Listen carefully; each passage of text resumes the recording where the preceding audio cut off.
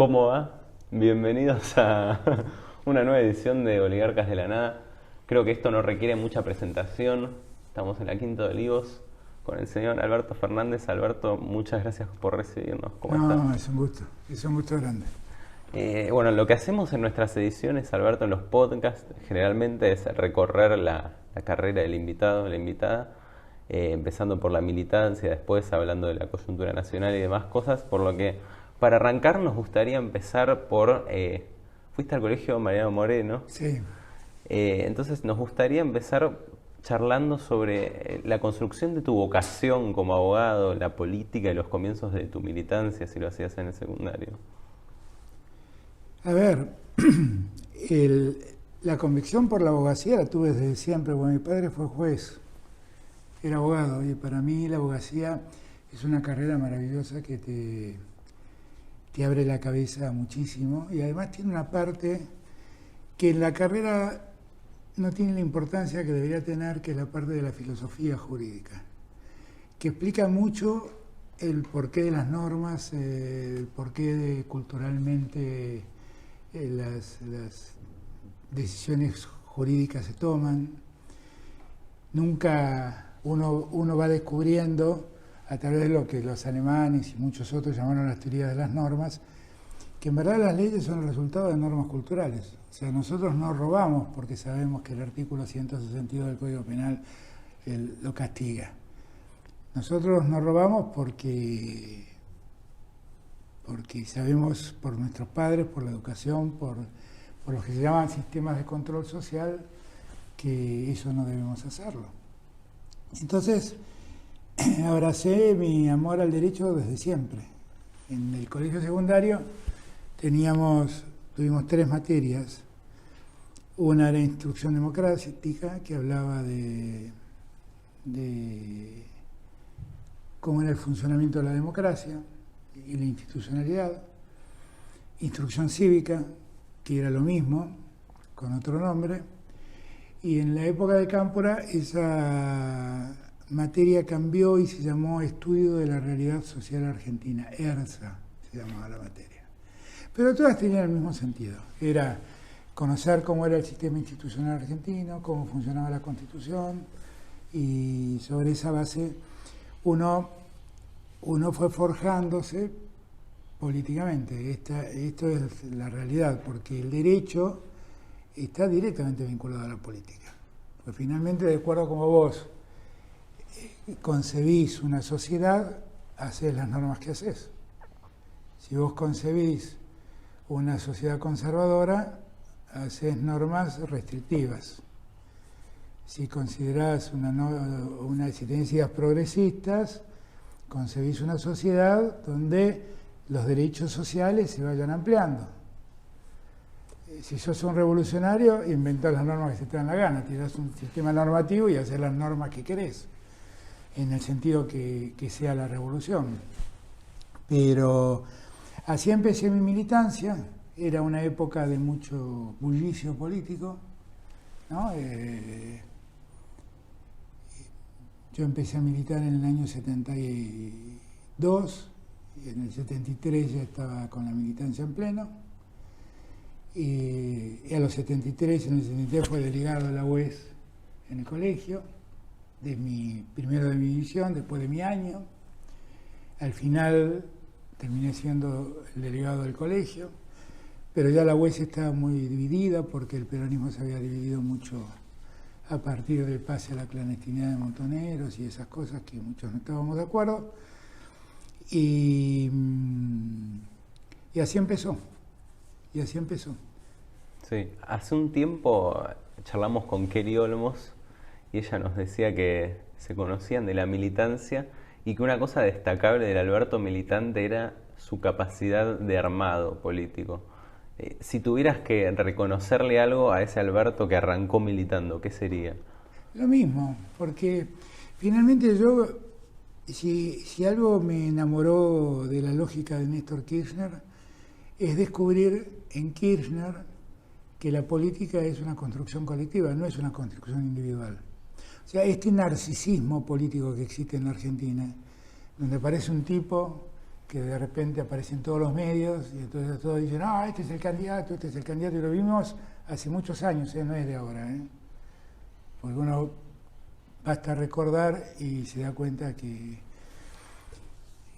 eso se repite una y otra vez en la sociedad argentina, lo que yo llamo la política narcisista, que es, yo me siento candidato, hago un partido y me presento, y dura una elección, y después hace puff y desaparece. Entonces, yo creo que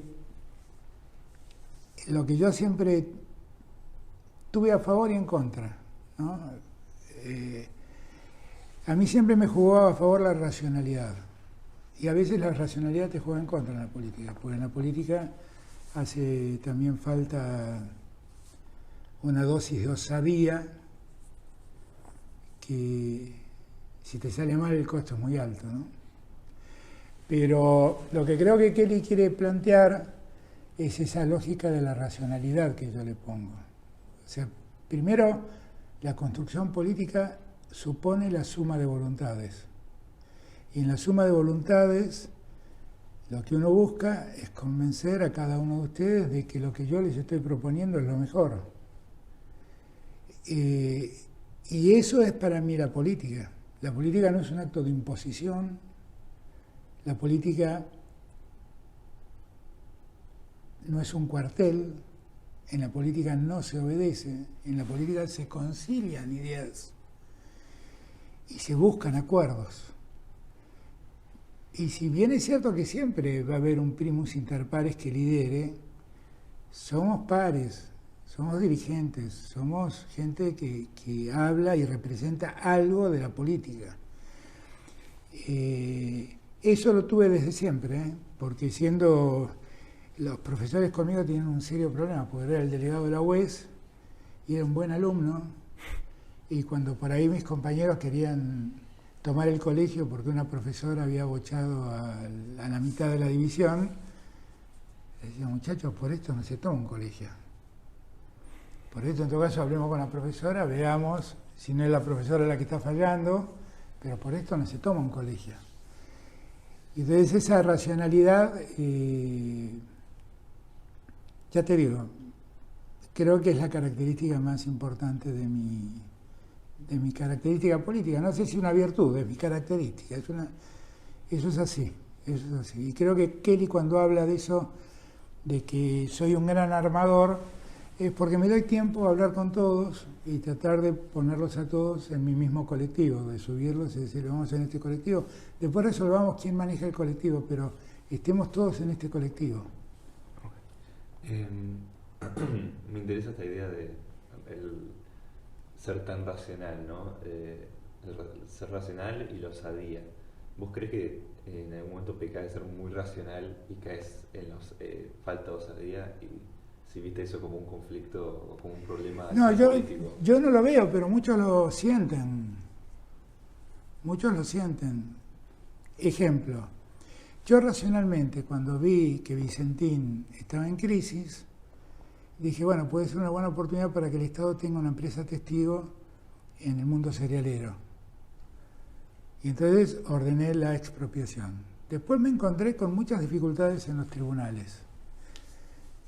Y después, cuando conocí la información de Vicentín, lo que me planteé es, pero si yo expropio, tengo que pagar lo que expropio. Y yo le voy a pagar a estos tipos que hicieron esto de Vicentín dinero con el dinero de los argentinos. Y la verdad es que no dudé en decir, no, marcha atrás. Me olvido de la estatización, porque lo que no advertí fue lo que le costaba a la Argentina hacerse cargo de Vicentín. Bueno, muchos vieron eso como una marcha atrás y una falta de osadía. Para mí es racionalidad pura. Pero muchos me lo cuestionan. Pues me dicen, no, tuviste que tener la osadía de hacerte cargo, porque la Argentina... Mirá, a la Argentina los dólares no le sobran, la plata no le sobran, y la verdad yo no le voy a pagar a una banda de fascinerosos que destruyeron una empresa con el dinero de los argentinos. ¿Desistí de la vocación? No, busqué otro camino, que es el Crown Down, que estamos viendo a ver si por vía del Crown Down podemos acceder a la empresa. El Crown Down es un sistema por el cual el acreedor de la empresa capitaliza su deuda y se toma acciones. Y eso es lo que estoy tratando de ver, porque Vicentín tiene una gran deuda con el Banco Nación y una gran deuda con la AFIP. Entonces estamos tratando de capitalizar esa deuda. Y entonces meternos, dejando de cobrar, pero no poniendo más dinero. ¿Ok? Dejando de cobrar y quedándonos con la empresa. No cobrando los dólares, pero quedándonos con la empresa. Y todo esto fue una construcción racional que duró meses, ¿no? Muchos vieron hasta el día de hoy que ese fue un acto de falta de audacia. Y para mí era una gran irresponsabilidad. Una gran irresponsabilidad. Seguir adelante con lo que yo creí inicialmente que debía hacer. Pero ¿vos crees que hay gente que te presiona para tomar actos audaces o osados y que hay una mala intención ahí? ¿O? Yo no sé si la palabra es mala intención. Hay gente que tiene otra mirada distinta a la mía. Y a veces cuando te reclaman este tipo de cosas, yo creo que parten de una mirada distinta a la mía, simplemente. Y muchos de ellos se presentan desde un lugar casi revolucionario. Pero yo pregunto, ¿la revolución consiste en pagarle a una banda de delincuentes por una empresa que han dejado en quiebra? A mí eso muy revolucionario no me suena, sinceramente. Para seguirla un poco con la línea temporal, cuando dejás el gobierno de Cristina como jefe de gabinete, nos gustaría charlar un poco de ese periodo, de tu militancia cuando dejaste el gabinete y después cuando te llamó Cristina, o sea, ¿cómo fue ese el camino? Pero son 10 años, si tuvieras 10 años, ¿no? O sea, ¿cómo calificarías ese periodo entre que no te llamó Cristina y hasta que te llamó? O sea, la llegada al llamado. A ver, yo me fui del gobierno y no acepté ningún cargo público. Tuve propuestas. Tuve propuestas de la oposición para, como yo era crítico de algunas políticas de Cristina, tuve propuestas de la oposición para ser candidato y siempre me negué a hacerlo. Yo lo que creía es que dentro de un espacio común teníamos como miradas diferentes con Cristina. Y esto dicho con todo respeto. Cuando las cosas pasaron por el lado de imputarle a Cristina en conductas de malversación de las cosas públicas, de corrupción y demás, siempre a pesar de las diferencias, siempre estuve al lado de ella. Ahí no tenía diferencias porque la conozco bien y sé muy bien de su honestidad. Podemos tener diferencias, ¿sí? Podemos tener diferencias, pero en eso no tenemos diferencias. Y sé de su honestidad. Pero mis planteos siempre fueron de tipo político. No me gustaban las decisiones políticas que se tomaban. No me gustó el pacto con Irán. En fin, medidas económicas que en aquel momento se tomaron no me gustaron. No me gustaba la pérdida de divisas que en ese momento se veían. Entendiendo también que fue un momento muy difícil, porque a ella le tocó gobernar el post Lehman Brothers, que fue una crisis internacional enorme, ¿no? ¿Cómo la transité? La transité con honestidad intelectual. Yo, no vuelvo a repetir, nunca tuve un contrato con un organismo público, nunca más volví a la administración pública, nunca acepté pasarme al bando opositor. Siempre decía, cuanto más veo a los opositores, más la quiero a Cristina, pese a toda la diferencia que podía tener. Y cuando planteé alguna vez una disputa con Cristina, en épocas de Randazzo, lo planteé desde un lugar de, estamos en un lugar común con con miradas diferentes sobre algunas cosas, sometamos esto al debate público.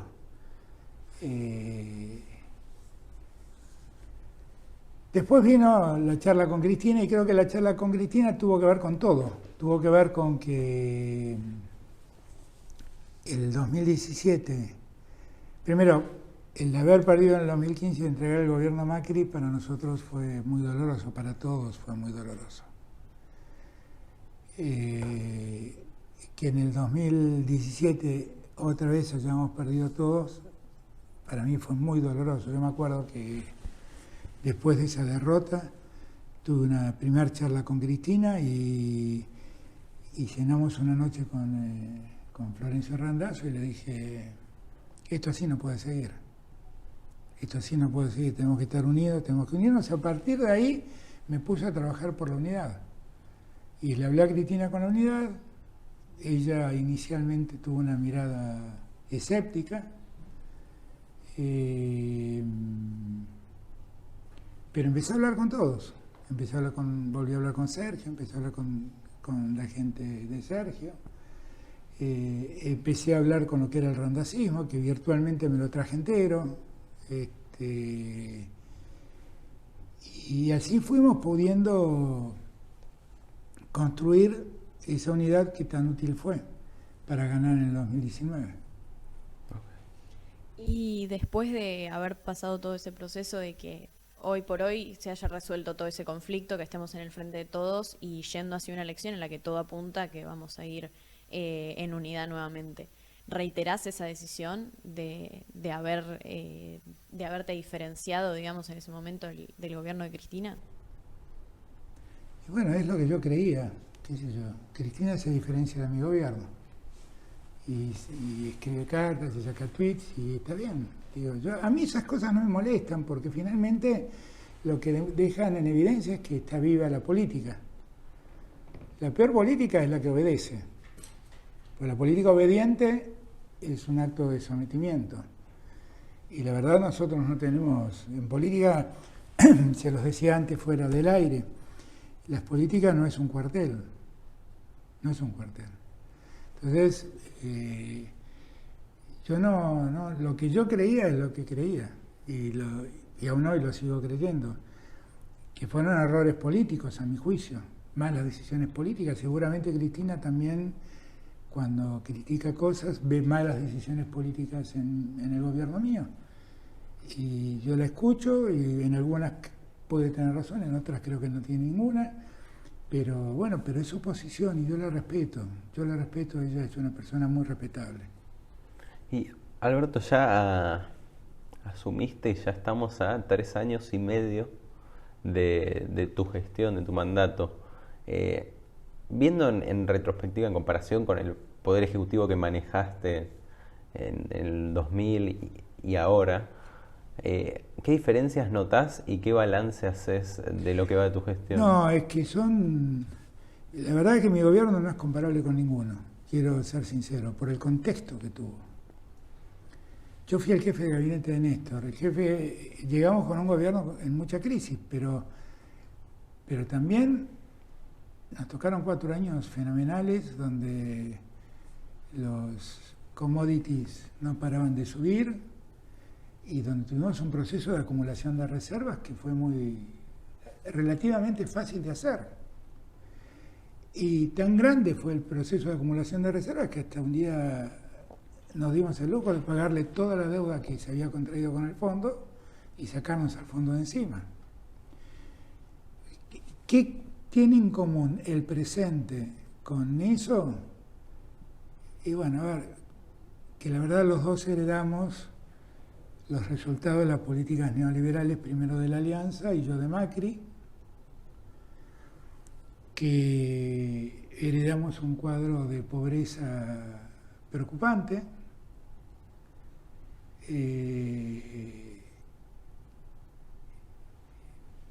pero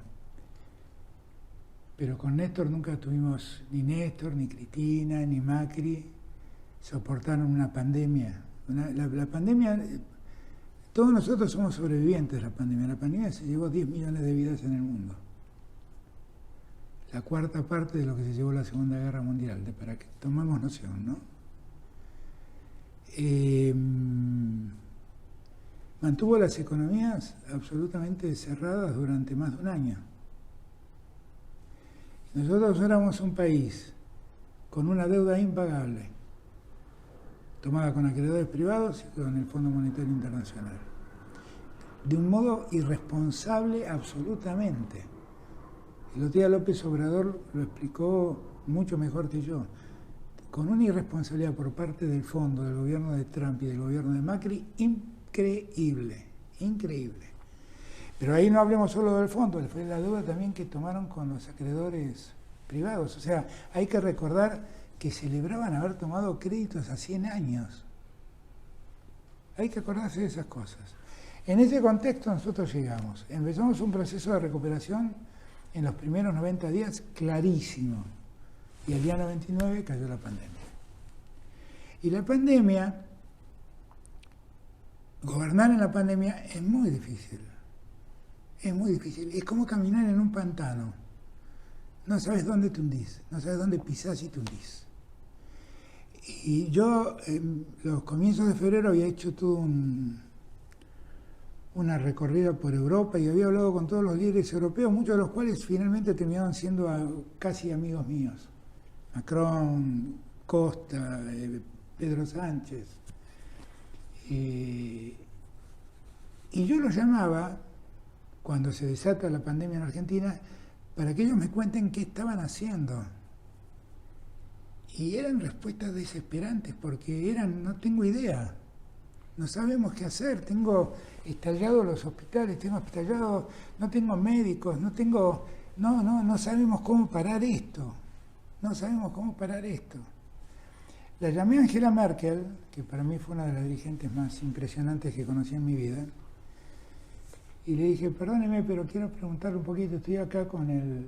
Ella fue la única, en febrero, que me advirtió los peligros del virus. Y me dijo, ¿usted le está prestando atención a esto que está pasando en China con el virus? Yo había hablado con Ginés, lo pensé como un tema médico, pensé que era una variante de una gripe un poco más fuerte, y Ginés me dijo, mira, es una gripe, vamos a tener que prepararnos en el invierno, porque ahí es donde ataca.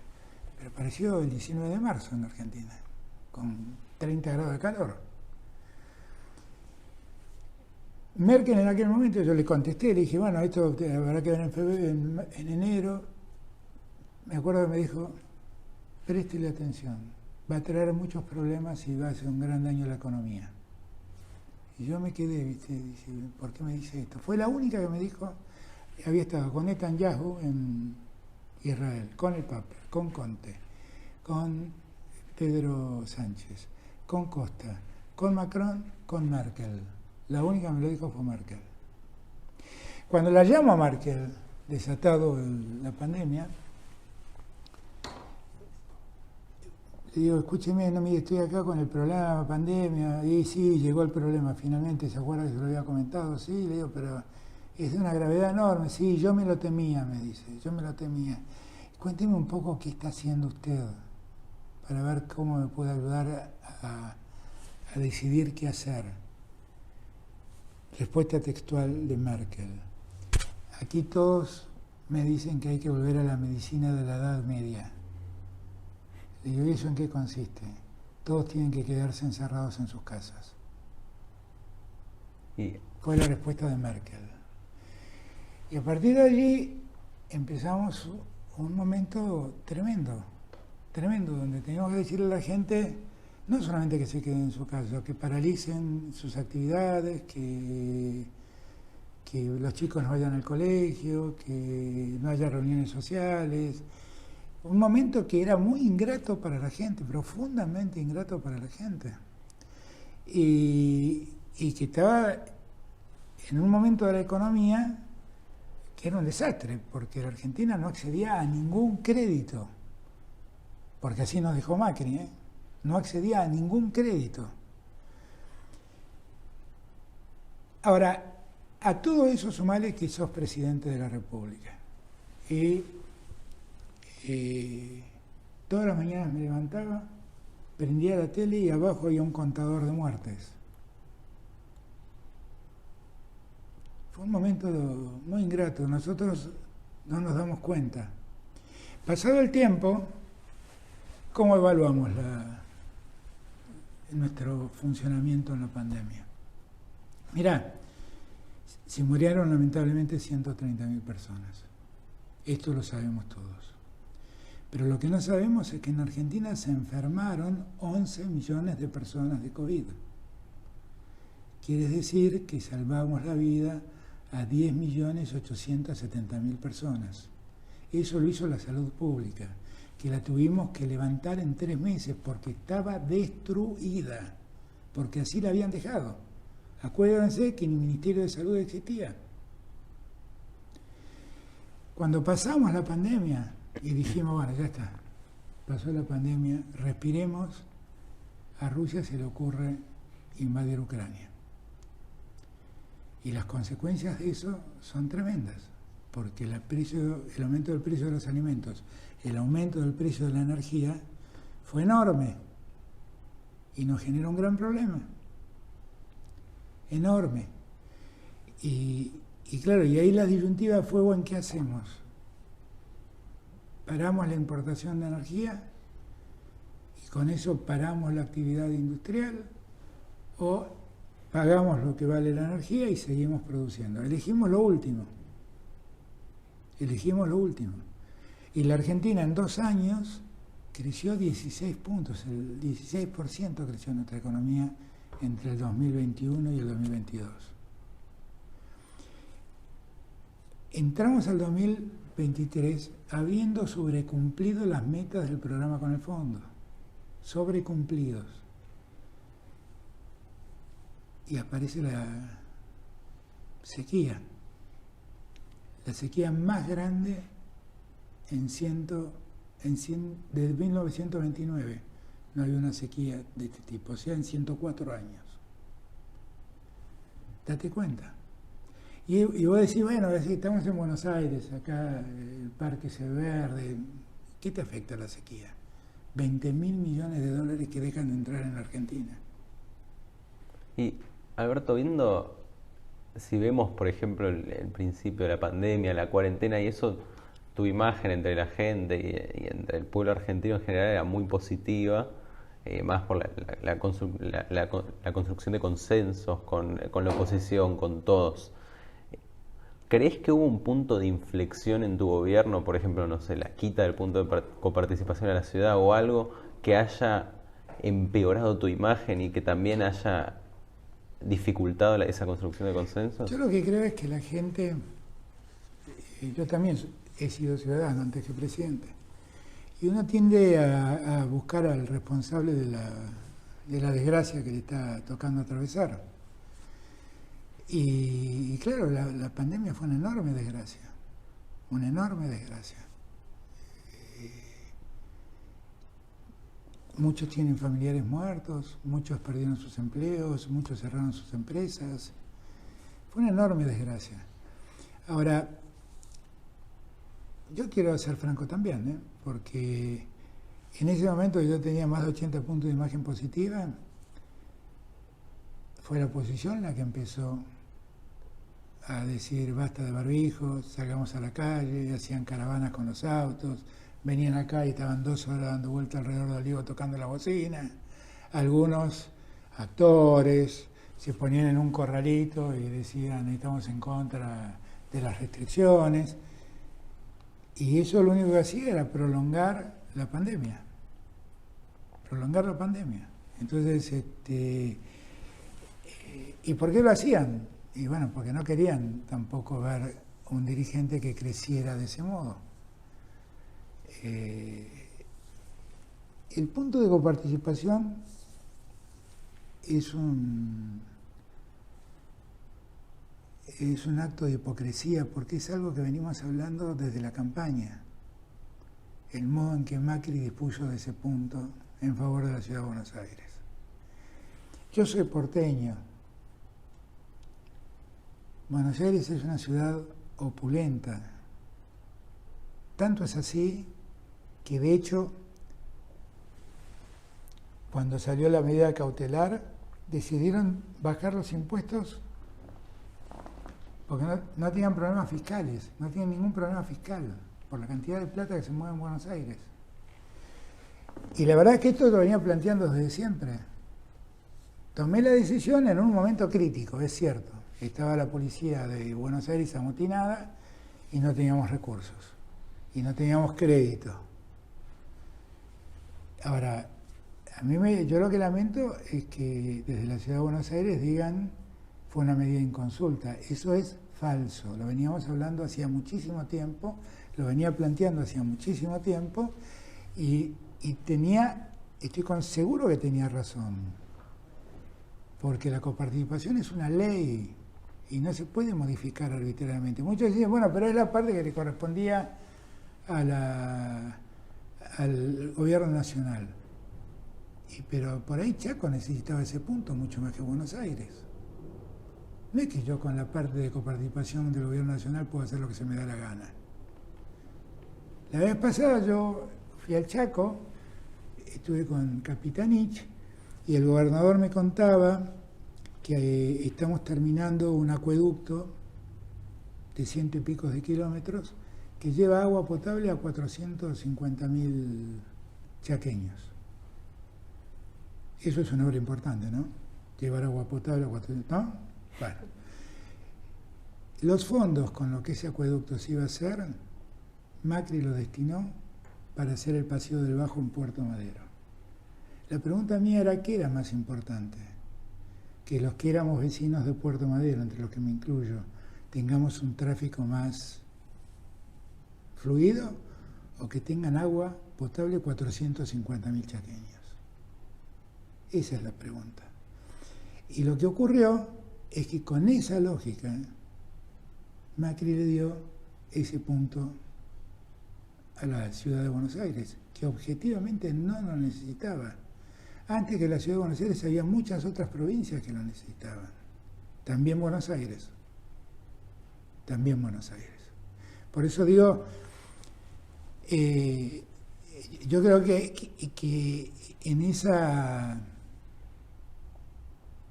destrucción mía concurrieron dos cosas. Una,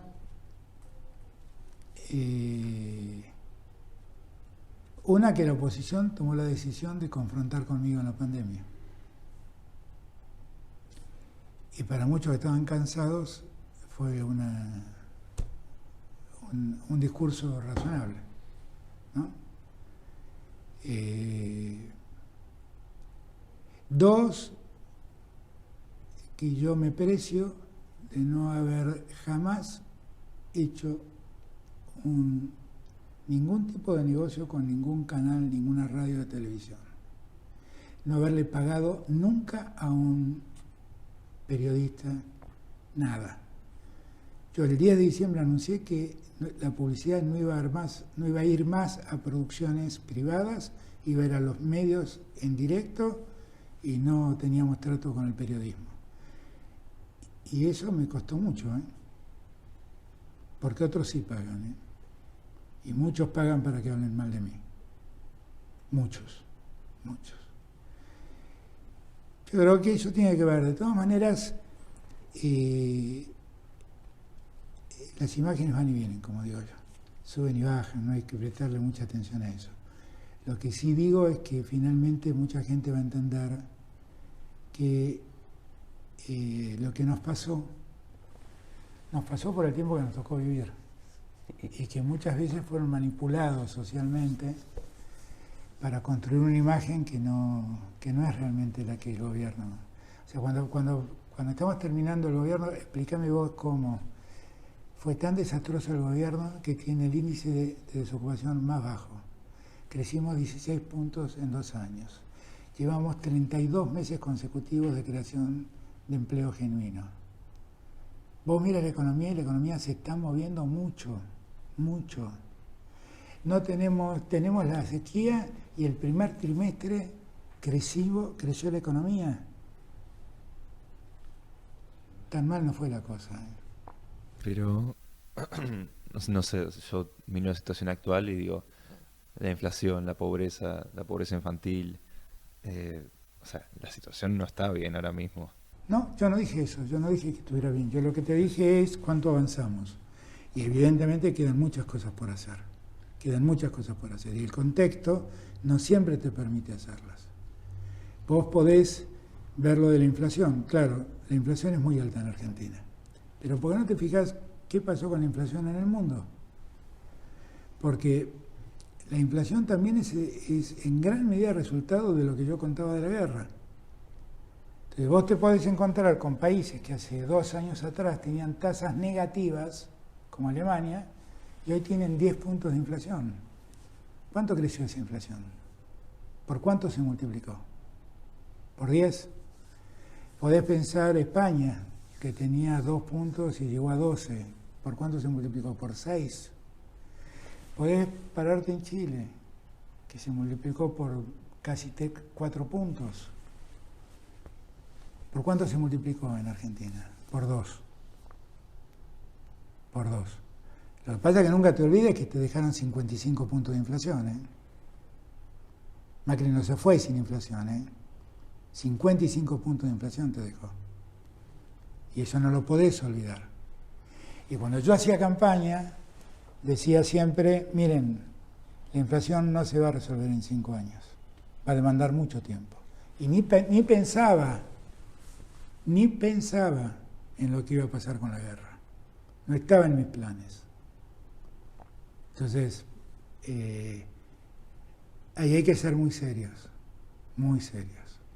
La inflación es un problema muy serio de la Argentina. Muy, muy serio. ¿Arrancó conmigo? De ninguna manera. De ninguna manera. En este contexto, podés decir, bueno, tu inflación llegó al 100%, o podés decir, bueno, tu inflación se multiplicó por 2, cuando en el resto del mundo se multiplicaba por 6, por 7, por 8, por 10. Podés decir eso, ¿sí? Podés decirlo. Tenés los dos análisis. De cualquier manera, no se puede vivir con una inflación del 100%. Eso sí, en eso vamos a estar de acuerdo vos y yo. Y la pobreza es el resultado de lo mismo. Porque la pobreza en Argentina se mide por los ingresos formales de la gente. Ahora, hay una economía informal que no se está tomando en cuenta. Yo no quiero que mis palabras suenen a justificativo de nada, porque la verdad es que nosotros, mientras haya un pobre, tenemos que estar preocupados y no podemos estar conformes. Eso es así. Pero no me escuches a mí, escuchala a Mayra Arenas. No la conozco. Pero ella ha vivido en la pobreza, sabe lo que es la pobreza, y escuchala hablar de lo que pasa hoy en día entre los pobres. No me escuches a mí, escuchala a ella. Es coincidente con lo que dicen muchísimos, de la existencia de una economía informal que le permite tener ingresos, que los hace vivir mejor, mucho mejor, pero que cuando vos haces el censo, eso no se capta. Eso no se capta. Y entonces la pobreza parece ser mucho más conflictiva. Vos fíjate que con ese cuadro que vos planteás, nosotros no tenemos un escenario de conflictividad social. Desde el día que yo llegué me están anunciando que van a saquear los supermercados, ¿eh? Y nunca ocurrió. Y eso nunca ocurrió porque pusimos mucha plata en la gente. O sea, para que vos entiendas, en los 10 años que me precedieron, la inversión social en promedio fue del 0,4% del PBI. La inversión social de mi gobierno fue del 1,2%. 3 veces eso. Entonces, los datos fríos hay que tomarlos, pero después hay que estudiarlos un poquito más. Y después puedes sacar distintas conclusiones. Con todo lo que te estoy diciendo, no entiendas que yo diga que yo creo que no hay pobreza, ni entiendas que yo diga que yo creo que la inflación está bien. Son 2 problemas que hay que resolver, que hemos intentado resolverlos en este contexto tan complejo como el que dije, y que nos ha costado. Nos ha costado, claro que nos ha costado. Y, perdón, dentro de eso, dentro de la inflación, ¿sentís que el gobierno tuvo quizás momentos turbulentos con cambios de gabinete y más reestructuraciones en el gabinete? ¿Sentís que esos cambios influyeron de alguna manera? Siempre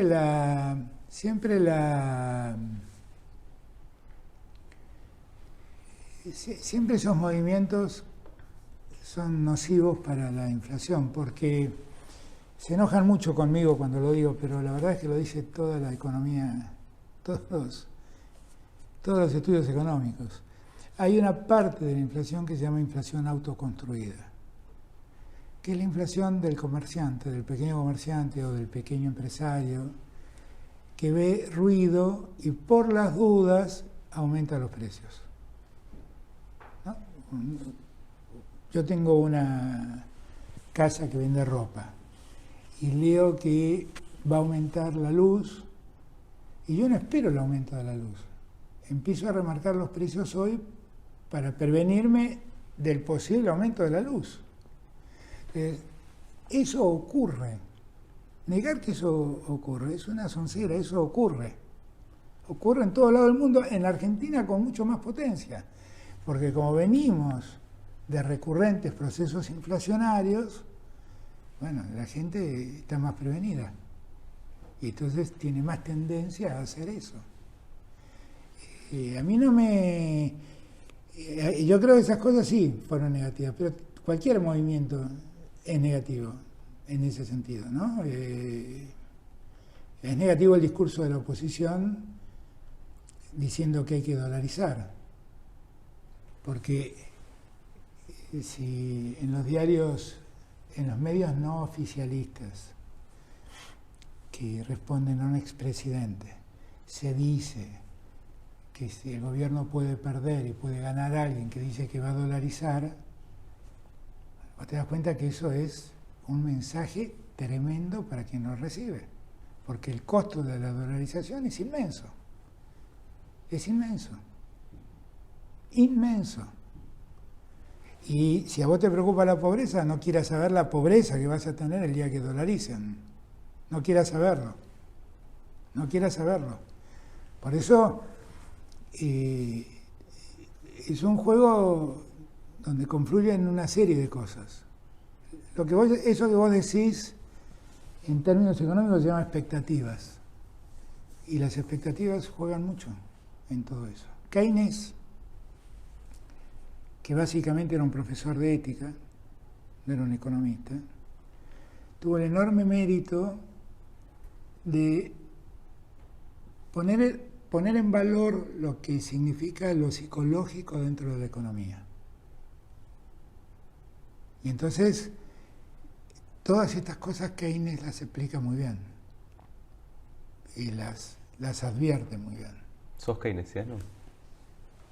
La verdad es que no he leído tanto a Keynes. Leí algunas cosas de Keynes, pero no me animaría, sería irrespetuoso para Keynes decirle que soy keynesiano. Lo que sí sé es que su mirada se parece mucho a la mía. Si vos me decís de los autores que he leído últimamente, a mí la que más me impresionó su mirada sobre el presente es Mariana Mazzucato, con la que comparto el 100% de lo que dice.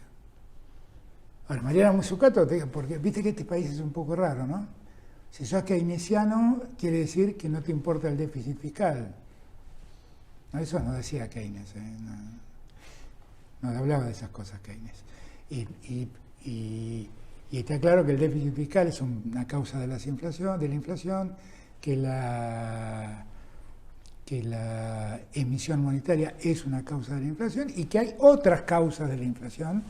Por eso siempre hablamos nosotros de la multicausalidad de la inflación. No es una. El problema es que los neoliberales te dicen, no, la causa es la emisión monetaria y el déficit fiscal. Y eso es falso. Esas son dos causas de las muchas que hay. Y con respecto a esto, ¿no? Digamos, de las economías informales, de todo esto que tenemos índices muy altos de empleo, pero aún así digamos, la economía tiene una gran parte, o sea, la gran parte de la economía se maneja informalmente. ¿Qué medidas crees que podríamos tomar de acá al mediano y largo plazo, digamos, ¿no? Porque, como dijiste ya, si no creemos que se puede resolver en estos 5 años, ¿qué medidas se podrían tomar para poder resolver eso y que cada vez sea más formal, digamos, el manejo de la economía? Ahí hay dos aspectos que también son de análisis, ¿no?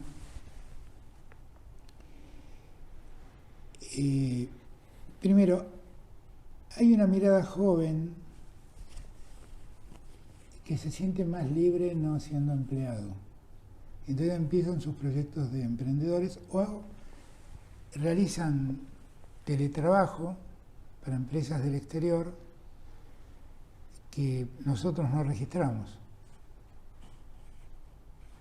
Conozco casos muy, pero muy cercanos de chicos recién recibidos, contratados por empresas coreanas, indias, colombianas, que vienen, les ponen una mesa de computación, una computadora, una silla ergonómica y le pagan por PayPal mensualmente su salario. Y son salarios de $2.000, $3.000. Y yo a esa persona la tengo registrada como desocupada. Y creo que debe ser un número importante, porque la economía del conocimiento es hoy el tercer sector que más exporta en la Argentina.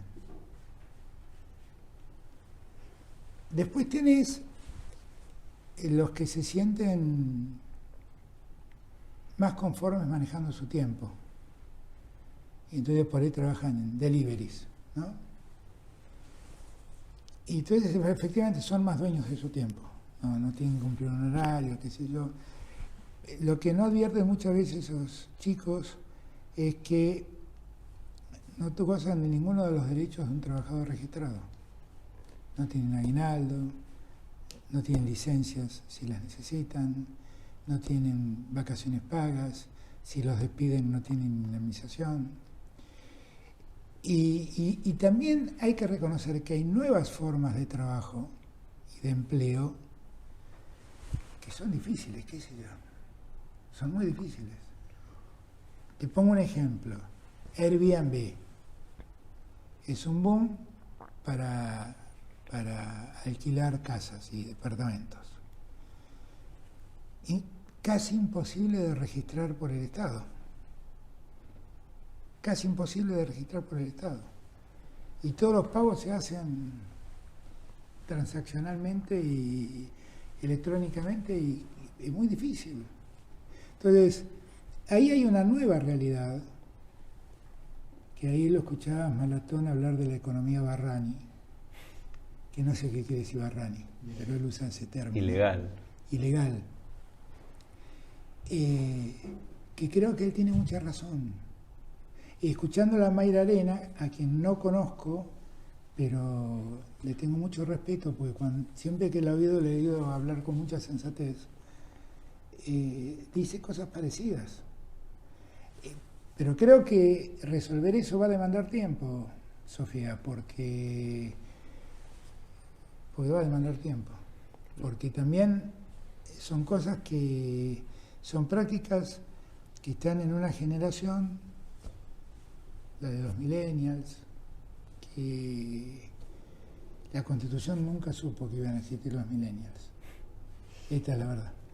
Y los derechos laborales nunca pensó en los millennials. Esta es la verdad. Habrá que ir viendo cómo todo eso se ajusta. Y Alberto, mencionabas recién a la economía informal y que, por ejemplo, coincidís con la mirada de Maslatón, de Mayra Arena. Maslatón, por ejemplo, dice que esta economía informal es un sinónimo de crecimiento del país. ¿Vos coincidís en esa mirada? Y es que cuando vos mirás la recaudación te das cuenta de que efectivamente eso es crecimiento. Okay. Eso es crecimiento, o sea, evidentemente pasa esto. Cuando vos, qué sé yo, el otro día me contaba un amigo periodista que fue a festejar el cumpleaños de de la señora que trabajaba en su casa, que lleva muchos años trabajando, cumplía 60 años, lo invitó a la casa, en González Catán, fue a la casa y me empezó a contar las anécdotas de los vecinos. Y los vecinos le decían, todos tenemos trabajo. Había uno que decía que en el año 2019 le costaba conseguir, era jardinero, cortaba el césped en los jardines, que le costaba conseguir trabajo de jardinería, y que hoy tiene un tractor y 4 empleados haciendo esa tarea. Los 5 no los conozco, no los voy a conocer nunca, no están registrados y no sé si los tengo registrados, lo tengo registrado con un plan o lo tengo registrado como un desocupado. Pero no es la realidad de ese señor, es otra la realidad de ese señor. Oye, de los 4 empleados que tiene. Entonces, yo no tengo dudas que efectivamente la economía se mueve y crece. ¿Me puedes explicar cómo puede ser que tengamos récord de producción de automóviles en el primer trimestre de este año? Cuando nos están, y de patentamiento de automóviles hechos en Argentina. Hay algo que está ocurriendo, que se está moviendo, que no terminamos de registrar, pero algo así está pasando. Algo así está pasando. Y que creo que tiene que ver con metodologías que el INDEC siempre ha usado, que yo recomiendo revisar, que no quiero poner en tela de juicio lo que dice el INDEC. El INDEC, de acuerdo a las viejas metodologías, da lo que da. Lo que no sé es si esas metodologías están captando lo que verdaderamente ocurre. Tengo un margen de dudas. Por ejemplo, de esa economía Barrani. Claro, no la capta. No la capta. No la capta. Va a la casa de un señor que dice tengo un plan. Tiene un plan, es pobre. Pero ese señor, además de tener un plan, es un albañil. Pinta casas. Y gana más dinero que no aparece registrado.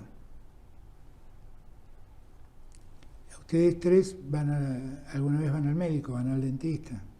¿Cuántas veces le da la factura al dentista y al médico? Nunca, ¿no? Bueno, ya está explicado.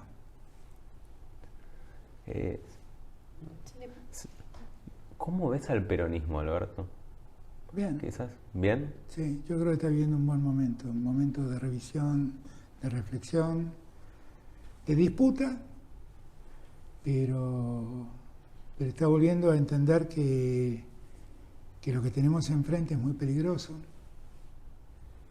y que no podemos permitir que ese peligro se patentice. Yo dije hace un tiempo,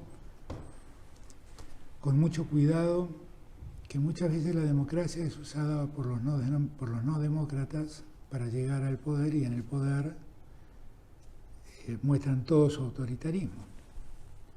Alemania lo vivió con Hitler.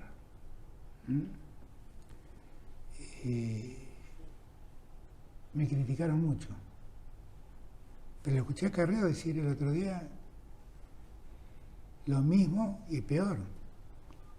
Diciendo que si llegan va a correr sangre, porque lo que ellos proponen va necesariamente, requiere violencia y va a correr sangre.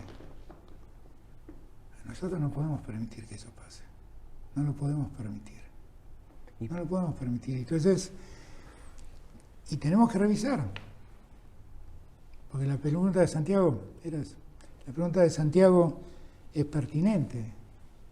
Bueno, Alberto, pero hay inflación. Bueno, Alberto, pero hay pobreza. Claro, tenemos que resolverlo. Pero tenemos que resolverlo con nuestras lógicas, no con la lógica de ellos. Porque en la lógica de ellos sobran 20 millones de argentinos. Y lo que tenemos que hacer es un país haciendo de cuenta que esos 20 millones no existen. Y existen. Y son argentinos. Y tenemos que prestarle atención. Y tenemos que encontrar la solución. Y nuestras políticas, a mí me podrán acusar de cualquier cosa, nuestras políticas, no hubo una política contra los que menos tienen. No hubo una política contra los que menos tienen. Algunos me dicen, no, bueno, pero los sueldos son bajos. Es verdad, pero vos tenés presente que Macri hizo caer 20 puntos el salario real. Y levantar el salario real 20 puntos con una pandemia, con una guerra y con una sequía, no sabes lo que cuesta. Ahora, a pesar de todo, creamos 1.100.000 puestos de trabajo registrados en el ANSES.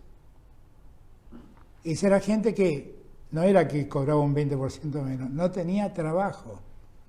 Y eso lo recuperamos. Y lo que creo, y cuando me dicen, bueno, pero los sueldos son bajos y no se distribuye bien el ingreso. Es cierto que no distribuyen bien el ingreso empresarios con trabajadores. Pero no es cierto que no se redistribuya bien el ingreso, porque yo pongo números para que se pueda entender, ¿eh?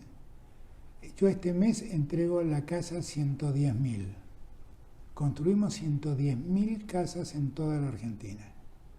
¿Cuánto construyeron los que me precedieron? 14.000.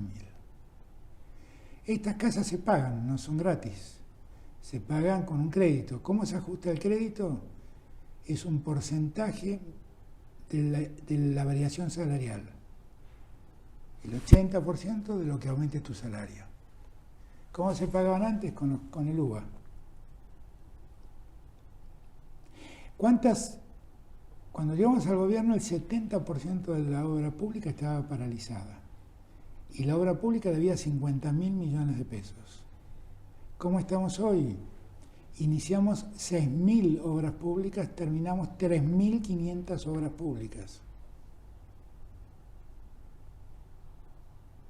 No tuvimos una sola denuncia de corrupción y pudimos avanzar. Hicimos 33 hospitales modulares y no sé cuántas decenas de hospitales públicos. Pusimos hoy debemos tener alrededor de 5.000 camas de terapia intensiva en todo el país. Cuando se agarró la pandemia, había uno solo aparato para poder ver quién estaba contagiado. Estaba en el Malbrán, el Instituto Malbrán. Que tratando de acordarme cómo se llamaba el nombre del aparato. Entonces, demorabas mucho en saber cuántos contagiados había, porque el de Ushuaia te tenía que mandar el hisopado al Malbrán para que el Malbrán vea si la persona estaba contagiada. Uno en todo el país. Hoy hay uno en cada provincia. Invertimos 50.000 millones de pesos en comprar resonadores,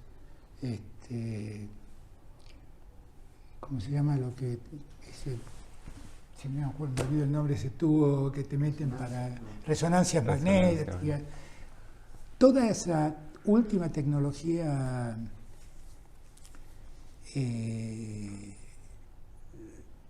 médica, 50.000 millones para el interior del país. En ciencia y tecnología, cuando llegamos, no era un ministerio. Hoy, los investigadores y los becarios del CONICET cobran el mismo sueldo que cobraban en el año 2015, actualizados obviamente, ¿no? Recuperamos toda la caída de los años del macrismo. E invertimos 100 millones de dólares en aparatos para la investigación científica y tecnológica. En la pandemia metimos el segundo satélite hecho en Argentina, georreferencial. Estamos terminando el tercero y estamos construyendo nuestro propio lanzador de satélites. Ya no vamos a ir más a Cabo Cañaveral, lo vamos a hacer desde Bahía Blanca o desde algún lugar de la Patagonia.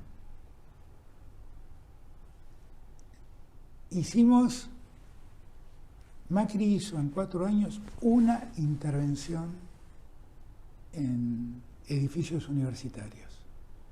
Nosotros hicimos 167. Yo fui a la inauguración de la universidad, del edificio de la Universidad de Tierra del Fuego, del edificio de la Universidad Arturo Jaureche, del edificio de la Universidad de San Martín, del edificio de la Facultad de Farmacia y Bioquímica de Posadas, en todo el país. 167 obras contra una. ¿Qué les estoy marcando con todo esto? Que hay dos países con dos miradas distintas. Claramente que hay dos países con dos miradas distintas. Ustedes estudian en la universidad, en un colegio de la Universidad de Buenos Aires. Yo creo que hay que seguir creando universidades en todo el país. Ahí está, cuando cumplimos 200 años, la ordenanza que crea la Universidad de Buenos Aires. Yo tuve el honor de ser el que habló en el acto de cierre de los 200 años de la UBA. Mi gran amor es la Universidad de Buenos Aires. Cuando uno lee los argumentos, ¿saben por qué se creó la Universidad de Buenos Aires? Porque la familia de los criollos que vivían en Buenos Aires no podían seguir mandando a sus hijos a estudiar a Córdoba, Chuquisaca o Europa, y necesitaban tener una universidad cerca. ¿Saben qué nos enseña en la Universidad de Buenos Aires? Que la universidad tiene que ir a los estudiantes, no los estudiantes a la universidad, y que debemos construir más universidades. Bueno, ustedes miran, ¿por qué me dice todo este tipo? ¿Saben cómo se llama todo eso? ¿Cómo? Eso se llama distribución del ingreso. Porque todo eso se hace con los impuestos de todos nosotros.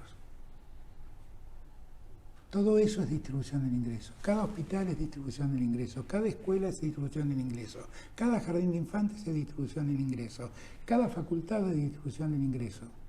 Cada plan social es distribución del ingreso.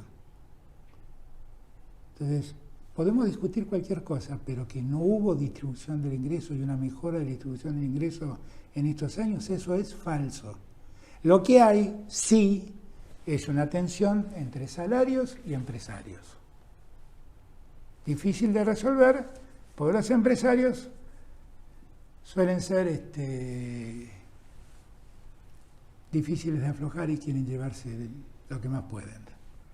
Pero también te digo, nosotros tenemos en este momento alrededor de 110 paritarias abiertas para que el salario de los trabajadores registrados no se caiga.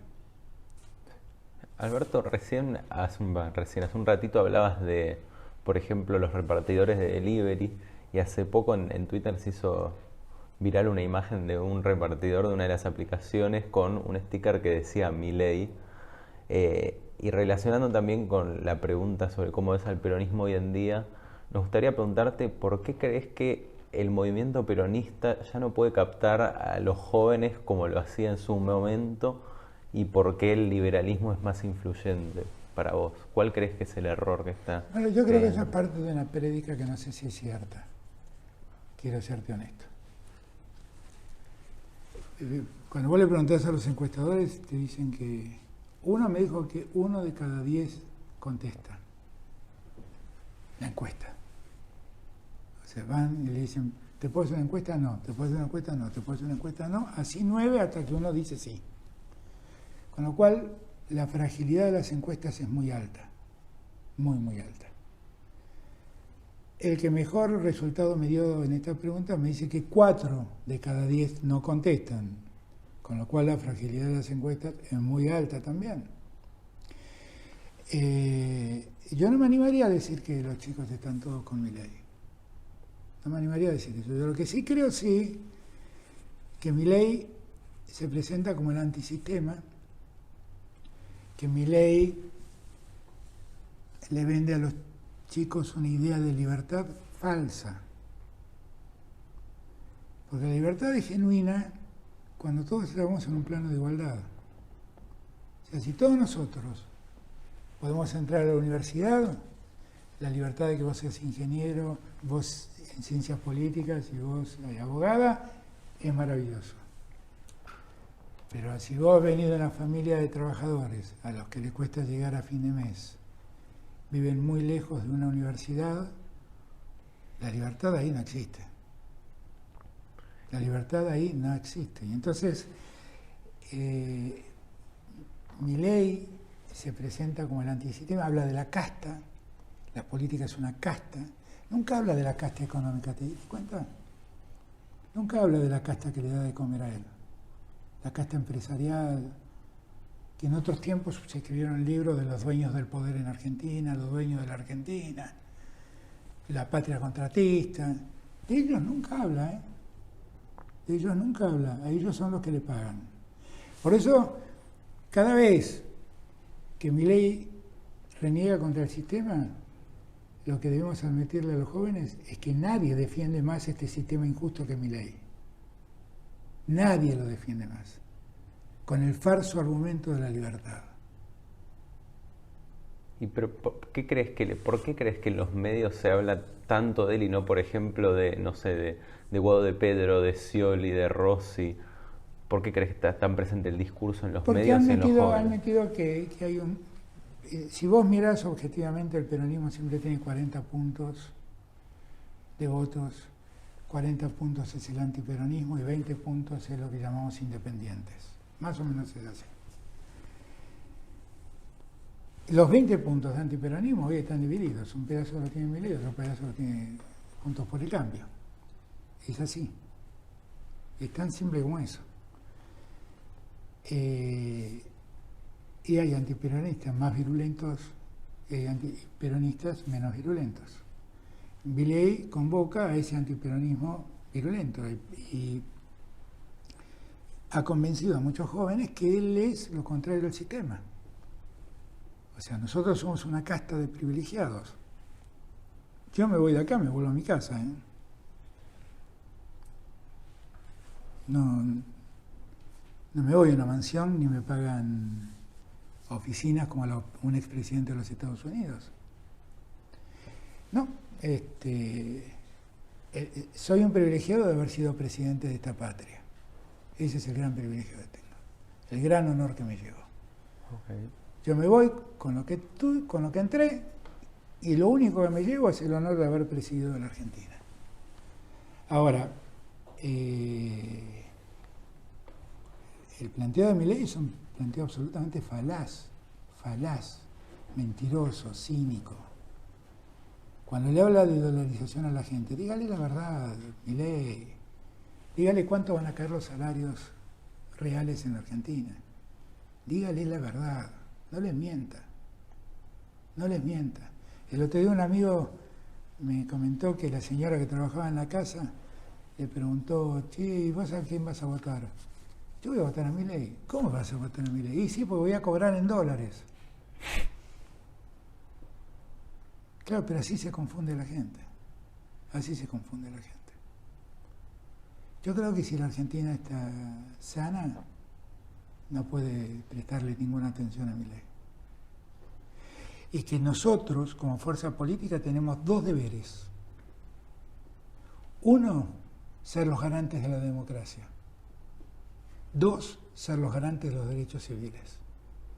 Que ningún derecho civil se pierda, que ningún derecho civil retroceda. Que todo lo que hemos ganado sea poco y sigamos avanzando en ampliar derechos. Y que la democracia no quede en manos de alguien que usa la democracia para aplicar autoritarismo. El resto lo dijo Carrió. Por primera vez estoy de acuerdo con ella. Usted hace nada decía que se va con el honor de haber presidido la Argentina, tener ese espacio de gestionar todo y el espacio más grande, digamos, ¿no? de responsabilidad en el país. ¿Por qué toma la decisión a partir de eso de bajarse de la candidatura, digamos?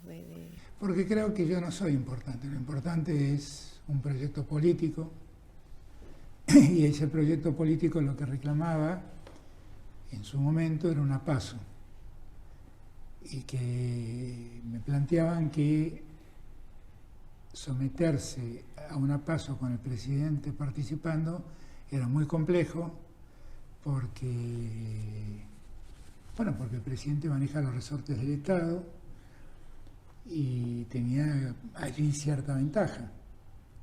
Y como yo creo que el cementerio está lleno de gente imprescindible, yo no me creo imprescindible. Y creo que en favor del espacio y en favor del proyecto, a mí no me cuesta nada dar un paso al costado, ¿eh? Yo soy presidente por un deber militante. Y si por un deber militante tengo que volver a ser militante, soy militante. Y no me afecta en nada, en nada. Mi preocupación es que ganemos, no que yo sea presidente. Entonces no me costó nada tomar la decisión. Es la decisión más sensata que tomé, más pensada que tomé, y creo que es lo que mejor le hace al espacio. Después me confunde que cuando yo me bajo me dicen, no queremos que haya paso. Pero no era que querían que me baje para que hubiera paso. Bueno, ahora creo que las cosas más o menos se van ordenando. Y bueno, estamos en un tiempo político de convulsión, un poquito de convulsión en el peronismo es natural también. Y esta convulsión alrededor se estuvo hablando mucho estas semanas, del proyecto político que hay que llevar, o del proyecto que hay que conformar, digamos, para poder ganar esta elección, ¿no? Para poder, y si efectivamente se gana, llegar al gobierno con un proyecto. ¿Cómo crees que tendría que ser conformado ese proyecto? ¿Tenés algún...? Yo creo que cualquiera sea el candidato, sea Aguado, sea Massa, sea Rossi, sea Scioli, cualquiera sea el candidato, todos tienen un denominador común. O sea, yo claramente tengo diferencias con Cristina, que tienen las marcas, pero no son diferencias de fondo, no son diferencias sustanciales, son, qué sé yo, para decirlo de algún modo, dentro del Frente de todos queremos terminar con la inflación, todos creemos que es un flagelo, todos creemos que es malo, nadie quiere convivir con la inflación. Ahora, algunos creen que la inflación, como que las causas de la inflación, tales como el déficit fiscal o la emisión monetaria, hay que atacarlas, y otros creen que no. Bueno, eso es un matiz, pero no es que el que cree que no dice vivamos en inflación, cree que hay otros caminos para combatir la inflación.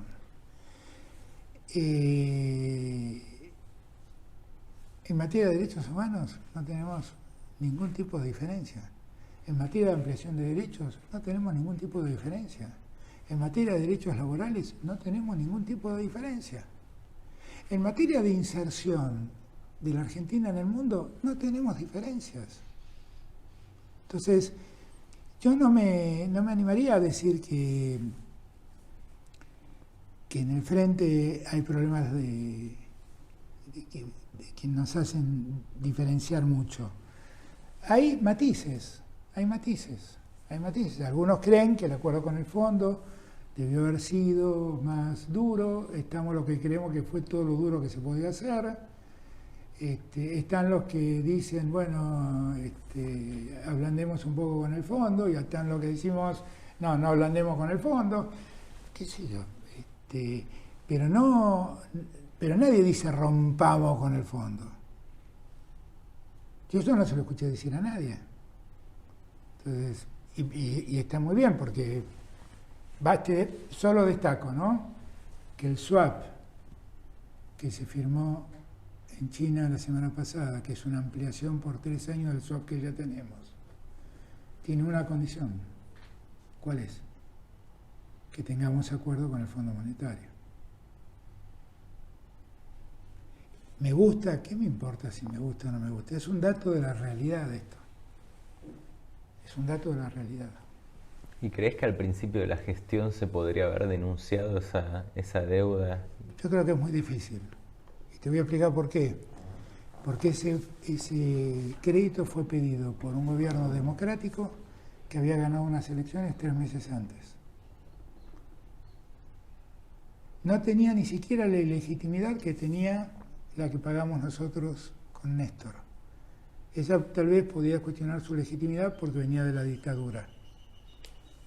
Pero esto, ¿qué le podíamos reclamar? Lo que podíamos reclamar lo reclamamos. Che, son unos irresponsables. ¿Cómo le dieron tanta plata a un país que no iba a poder pagarlo? Es una irresponsabilidad absoluta. Eso lo denunciamos. Yo denuncié penalmente a los funcionarios argentinos. Estoy esperando que algún juez se digne a investigar esa causa. Pero decir que es ilegítima, y es complicado. Es complicado porque lo tomó un gobierno democrático. Después podemos calificar a ese gobierno democrático como querramos. Y podemos hablar del error o de la malicia de ese gobierno democrático. Pero 3 meses antes acababa de ganar las elecciones. Ganó las elecciones de octubre y en enero pidió el crédito.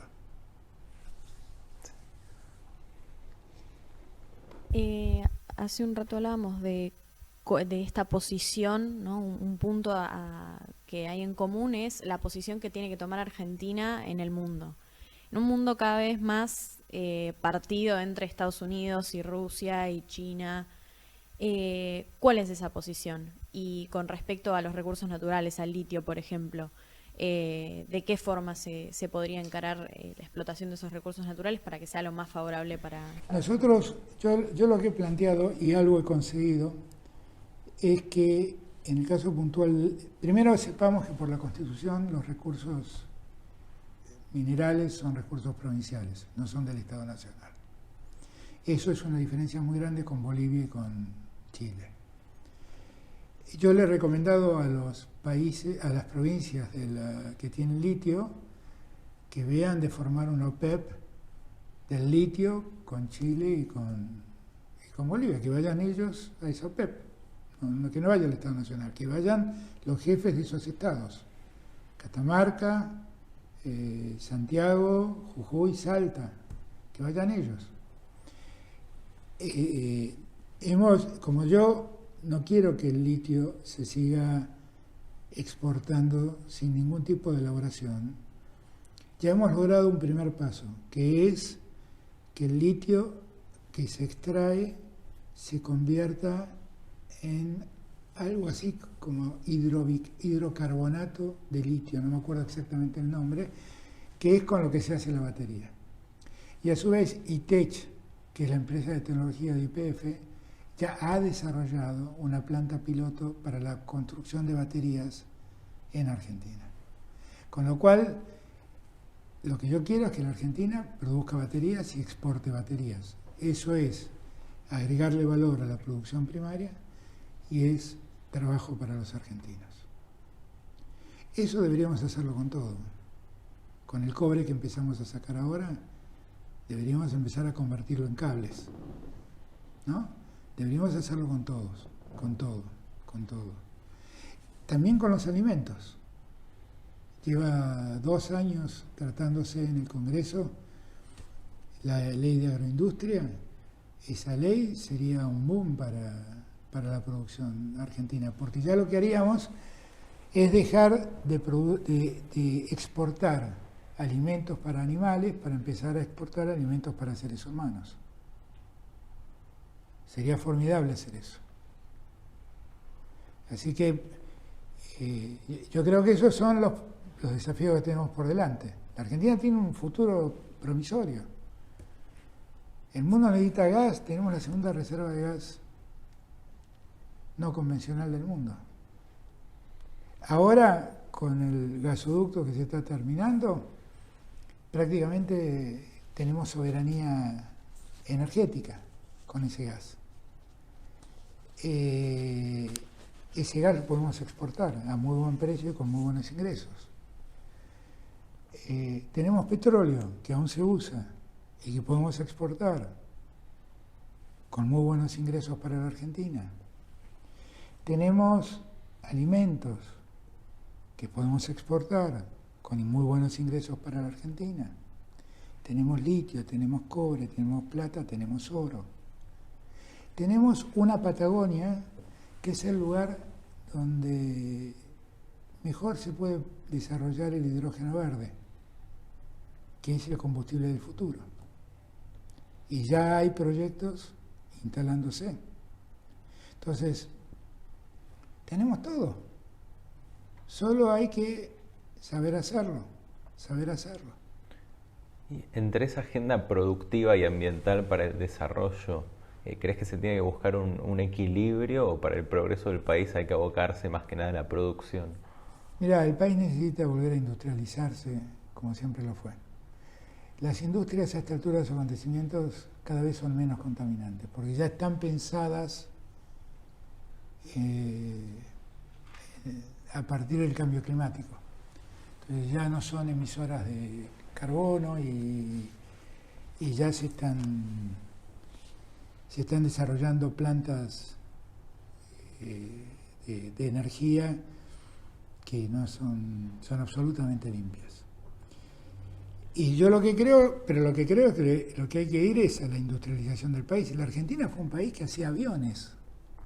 La Argentina fue un país que hacía autos propios. La Argentina fue un país que hace satélites. Somos uno de los 10 países del mundo que hace satélites georreferenciales. Y además hace satélites comunicacionales, los ARSAT. La Argentina tiene un desarrollo tecnológico impresionante. Somos oferentes de energía nuclear. El INVAP compite con los franceses, con los australianos, ofreciendo la mejor tecnología para la energía nuclear. Estamos terminando el proyecto del CAREM, que está en un 60% ya, 70% construido, que es un reactor nuclear para dar energía atómica. Es un pequeño reactor, por pequeño es mucho más fácil de producir y se puede instalar en más lugares. 100% diseñado en Argentina, 100% producido en Argentina. La verdad que tenemos un nivel de desarrollo científico y tecnológico espectacular, que lo que tenemos que hacer es no volver atrás, porque una de las cosas que debemos entender es que la Argentina no nació para ser un país agrícola ganadero. En algún momento tuvo la oportunidad de ser un país agrícola ganadero, pero no estamos condenados a eso. Y tampoco estamos condenados a eso aspiracional de Macri, de decir vamos a ser el supermercado del mundo. Yo no quiero ser el supermercado del mundo. Yo quiero construir satélites.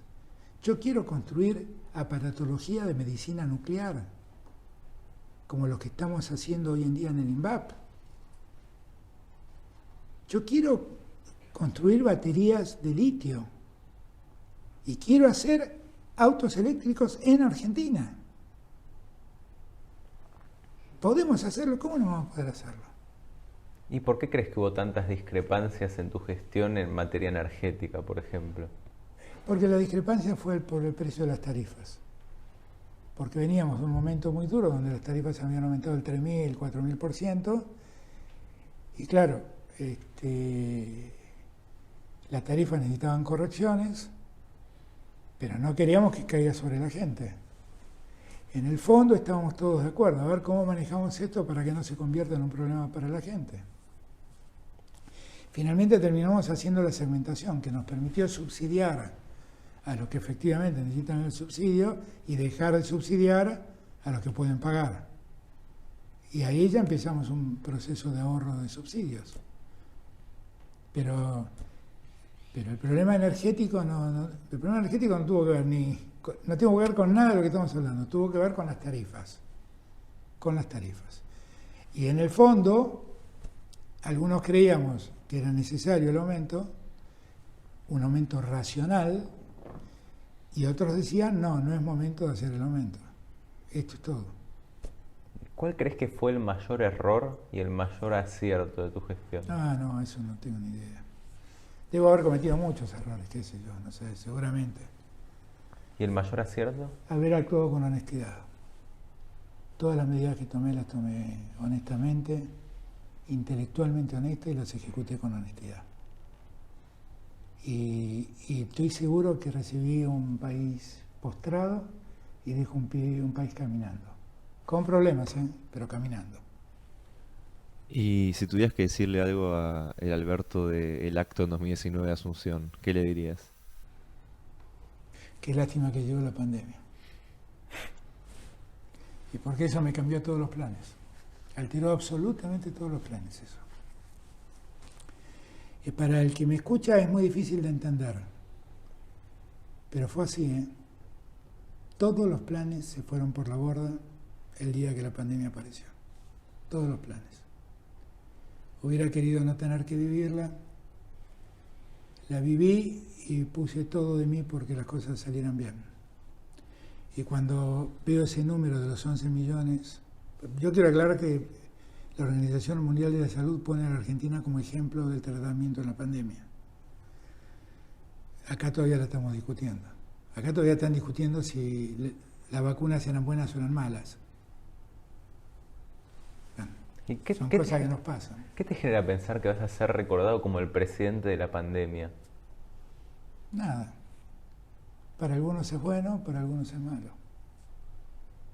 Ok. El otro día vinieron a verme dos hermanos, uno de los cuales me había escrito en Instagram, que me llamó la atención porque el día que yo anuncié la idea de no ser candidato,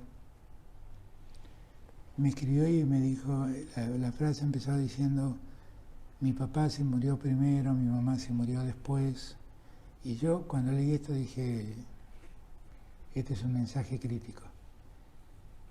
Y me dijo, pero los dos se murieron atendidos por buenos médicos que pusieron todo de sí y se murieron en una cama digna de un hospital público. Gracias, Alberto. Yo sé que nadie se murió en Argentina sin atención médica. Vos veías países de otros lugares, veías camiones frigoríficos cargando cadáveres en Nueva York. Veías destruido el norte italiano. Veías muertos en las calles en países latinoamericanos. Eso no nos pasó a nosotros. Tengo una duda más, perdón, sobre la gestión completa. Te han tocado vivir muchísimas cosas, sin contar la pandemia. ¿Cuál fue la cosa que vos dijiste, no puede ser que esto me esté pasando a mí? No sé. La sequía. La sequía. La sequía. La sequía, porque la verdad es que nosotros veníamos muy bien, muy bien. Date cuenta que el año pasado sobrecumplimos las metas del fondo. Y la sequía es como si yo te dijera, che, este mes cobra la mitad de tu sueldo. Y yo, ¿cómo hago? La sequía fue eso. La sequía fue eso. ¿Qué te ves haciendo el 11 de diciembre de 2023? Política. Política. Hice política 10 años sin tener una unidad básica. No es verdad que para hacer política necesitas un cargo, no es verdad que para hacer política necesitas vocación, voluntad, servir a la gente, tener ideas. Política. Tendré más tiempo para dar clases en la facultad, tocar un rato más la guitarra, me divertiré más con Francisco. Gracias, Alberto, por gracias a atendernos. ustedes, muchas gracias. También queremos hacer un pequeño agradecimiento a la Asociación Cooperadora del Colegio por poder ayudarnos a hacer esto posible, y a la Asociación de Exalumnos, a Santi en la producción, a Nico en la producción y al querido Gustavo Weingartín, nuestro excelente sonidista de la UBA. De vuelta, muchas gracias, Alberto, Un por honor para mí, atendernos. un gusto tenerlos aquí. Y nos vemos en una próxima edición de Oligarcas de la Nada. Oligarcas de la nada. Chao.